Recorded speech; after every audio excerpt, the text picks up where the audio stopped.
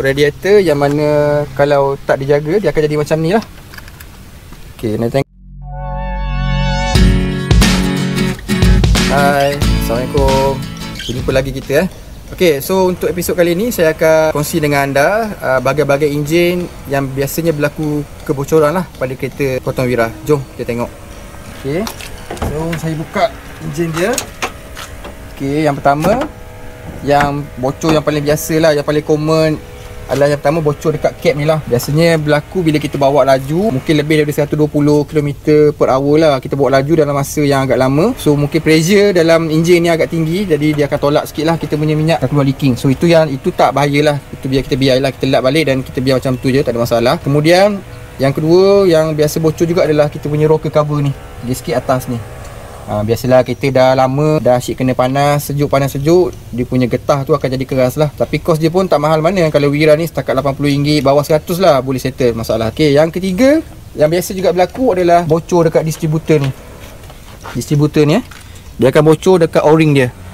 O-ring tu murah je, dalam kalau tengok kat Shopee dalam RM5 macam tu lah, bawah RM10 lah harga dia. Cuma upah nak buka, nak pasang dia lah, kena hantar kedai, kalau pandai buat sendiri. Kemudian kalau o-ring tu pun dah tukar rosak juga, still bocor juga, maksudnya kena tukar sebiji lah distributor ni. Sebiji pun tak mahal mana, dalam 100 lebih, 200 dapat lah yang barang baik punya. Kemudian yang biasa bocor juga adalah dekat dia punya gasket ni. Okey, dekat gasket ni, tempat sambungan antara blok atas dengan bahagian enjin dekat sini biasa akan berlaku bocor lah. Akan ada keluar minyak sikit. Okey, dia punya barang ni tak mahal lah, tapi upah dia tu lah nak kena angkat separuh enjin. So biasanya upah dia tengoklah, depend pada pomen lah. Kalau pomen kampung mungkin murah sikit kot, 150 ke 200 ke. Kalau pomen yang dah memang kedai pun dah besar, memang mahal sikit lah kot. Alright. Kemudian yang biasa bocor juga adalah dekat oil seal ni timing belt punya oil seal. So biasanya kalau kita tukar timing belt, kita tukar sekali lah oil seal tu duduk kat dalam ni. Oil seal je, oil seal timing belt. Itu pun biasa bocor dan harga dia pun tak mahal mana.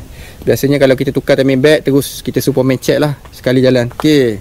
Kemudian dia juga akan, kalau untuk enjin automatik, dia akan bocor dekat tempat sambungan antara gearbox dengan enjin. Dipanggil dekat flywheel tu. Yang tu biasa bocor, tapi kena tengok daripada bawah lah. Kita akan tengok daripada bawah. Okey. So dia punya cost repair dia memang agak mahal lah, sebab pomen kena turunkan gearbox. Untuk repair oil seal saja kena turun gearbox. So upah turun gearbox biasanya 150-200 lah.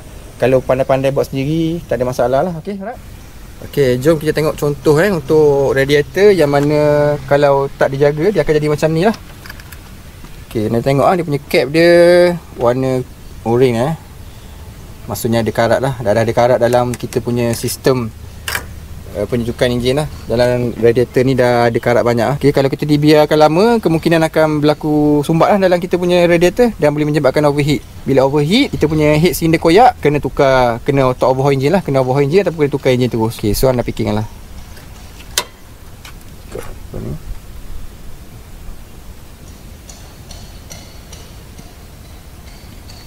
Okay, kemudian jom kita check sama ada kereta ni dah pernah overheat, temperature naik tinggi, kemudian dia punya gasket dia, head gasket dah koyak ataupun dah rosak ke belum. Jom kita check. So macam biasalah, kita buka dulu cap tangki air ni, kita biarkan kat sini dan saya start enjin.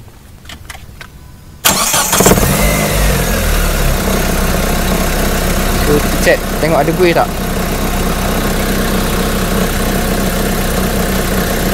So kita biarkan dulu kejap, bagi enjin panas sikit.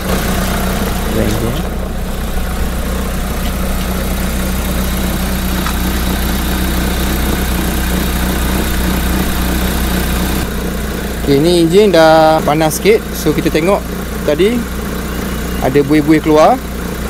So kita biarkan dulu, kita tengok sama ada buih itu adalah kerana ada udara yang terperangkap dalam sistem penyejukan ataupun buih tersebut datang daripada udara yang masuk dah ke dalam enjin disebabkan oleh berlakunya kerosakan pada head gasket. Kita biarkan dulu.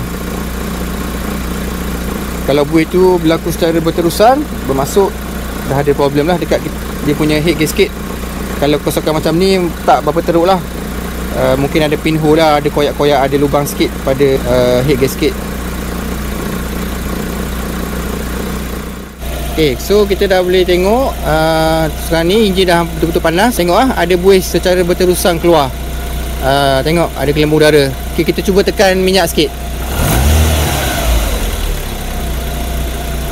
Okay, kita tekan minyak lagi. Kita rem enjin. Alright. Okay, dah. So confirm lah, head gasket ada problem sikit lah. Memang ada problem lah. Kita nampak ada buih ya, ada buih-buih halus dan juga buih-buih besar. Disebabkan oleh ada udara masuk ke dalam bahagian enjin dan dia keluar melalui radiator ni. Alright, so kerosakan ni tak apa-apa teruk lah. Okay, so kalau kita biarkan kereta kita macam ni, kita terus pakai, kalau kita jaga air tak ada masalah. Tapi kalau kita terlepas pandang, lupa nak check air ataupun level dalam tangki air, kadang-kadang boleh menyebabkan overheat lah. So kereta anda akan terus rosak, breakdown tengah jalan. So sebaiknya anda terus pergi repair lah, pergi hantar powerman untuk repair anda punya gasket, untuk tukar anda punya gasket head. Alright. Jadi ni salah satu cara kita nak check betapa teruk karat dalam tu, dalam radiator kita. Cara mudah je, kita start enjin kita dan kita balikkan botol air mineral yang kita isi dengan air yang bersih. So kita boleh nampak perubahan air. Atas ni air dia masih lagi bersih dan bawah ni dah hampir warna dia dah macam air teh tarik mamak, kau-kau punya. So memang agak teruk lah tangki air ni. Kalau sebaiknya kena servis lah, sebab lama kelamaan memang confirm suatu hari nanti dia akan tersumbat dan akan berlaku overheat.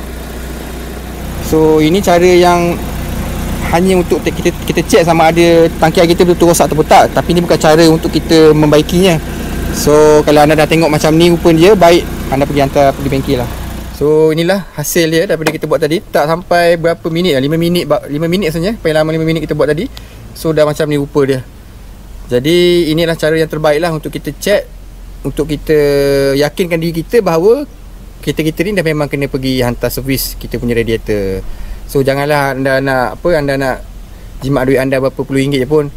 Okay, kalau anda biarkan lama nanti dia akan jadi tersumbat, enjin overheat tengah jalan, anda tengah bawa kereta dengan anak bini semua, tiba-tiba overheat tengah jalan lagi susah. Okay, nak kena towing lagi, nak kena anak lagi, nak hantar pergi mana. So fikir-fikirkanlah. Okay, jaga kereta anda dengan baik, insya-Allah kereta akan jaga anda dengan baik. Okay, jadi kita dah selesai episod kali ini. Akhir kata dari saya, pilihlah kereta yang mana boleh menjadi sahabat kita, teman kita, yang boleh membawa kita ke mana saja kita nak pergi. Dan janganlah cari kereta yang menyebabkan kita menjadi hamba dia. So fikir-fikirkanlah semua. Assalamualaikum. Bye.